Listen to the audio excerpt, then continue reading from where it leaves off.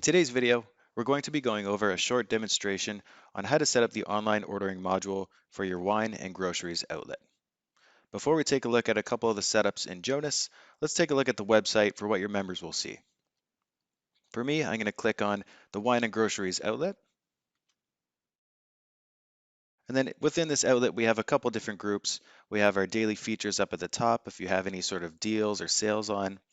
And then I broke it down into baked goods, meats, and then red wine and white wine at the bottom. How you break up your wine, that's completely up to you. Some people like to break it up by region, some people by red and white. That's perfectly fine. Now for your food, there's a couple different ways you can set this up. If we take a look at my loaf of bread, for example, as soon as a member clicks on that, we can scroll down and we can see a couple different bread options. So they can choose from whole wheat, rye, sourdough, French baguette, or whatever kinds of bread you have at the club. If there's any additional price, that will show up here as well. So if I'm a member, I'm going to click on sourdough and I'm going to add that to my cart.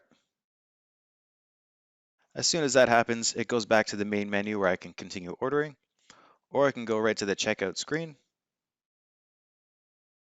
And now you can see we have our loaf of bread, and it was the sourdough, which is an extra $2. Down below, we can choose our order type, so whether we want to have it as a pickup order or a to-go order. I'm going to keep it as pickup. And then your member can add any sort of notes they want to add.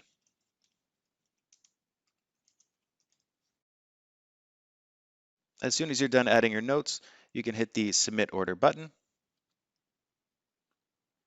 And now our request was completed. Now back on the Jonas side, I would have gotten an email letting me know that somebody purchased something online. So at this point, I'm going to go into the online ordering queue. I'm going to choose my wine and groceries outlet. And now under the pending tab here, we can see that this order was received at 11:52 a.m. By this member right here. The order type is set to pickup, and then the member requested in the notes section that pickup be at 5 p.m. So when 5 p.m. comes around, I can click into this chit.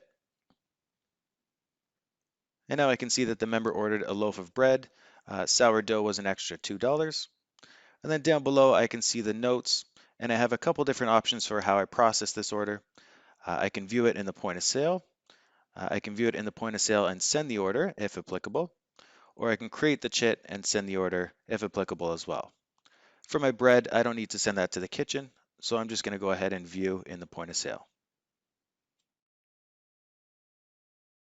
As soon as you click on that, the order will transfer over to the point of sale where it shows my order type. Of course, this wasn't sent to the kitchen.